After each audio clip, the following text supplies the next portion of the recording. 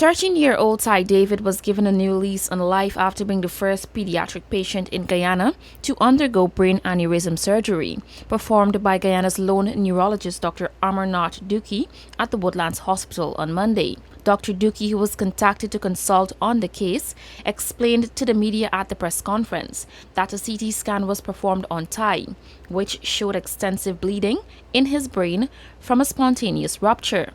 I was called to consult on this patient on the 18th of May, after which a presumptive diagnosis of a brain aneurysm was done based on the kind of bleed that we saw, what is called a subarachnoid hemorrhage. Very, very rare in kids. It's not something that you usually see in kids.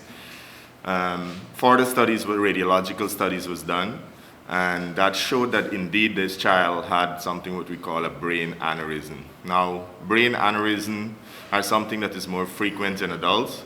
A matter of fact, for every 100,000 kids below 15 years old, 0.05 to 0.09 is the frequency rate. So if you have 100,000 kids less than 15 years old, less than one kid will have a brain aneurysm. That's how rare it was. With Ty considered a high-risk patient, he could not have traveled out of Guyana to undergo the procedure. Hence, systems were put in place for the surgery to be done locally.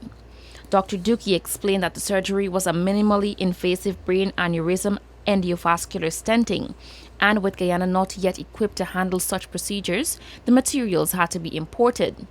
Successfully so far in Guyana, we were able to do 7 aneurysms, brain aneurysms. This is our 7th, and a matter of fact, this is our first pediatric brain aneurysm done in Guyana. Again, as I mentioned earlier, it's so rare that it's something that we don't see. Even in my residency, I haven't seen a pediatric brain aneurysm. It was also my first attempt to do a pediatric brain aneurysm. The previous 6 that we would have done were adults. Those are okay. This child had a successful surgery last night. We did something we call a minimally invasive brain aneurysm endovascular stenting and coiling, where we didn't have to open his head. The teen's mother, Tonya David, explained to the media that on May 18th, her son was at home attending online classes when he passed out on the bathroom floor.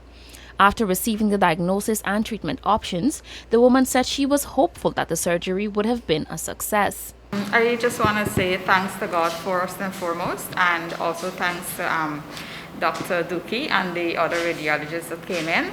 I know from the inception I had a lot of faith that this surgery would have been successful. I never wavered or anything. I was just waiting on the good news right outside the theater door.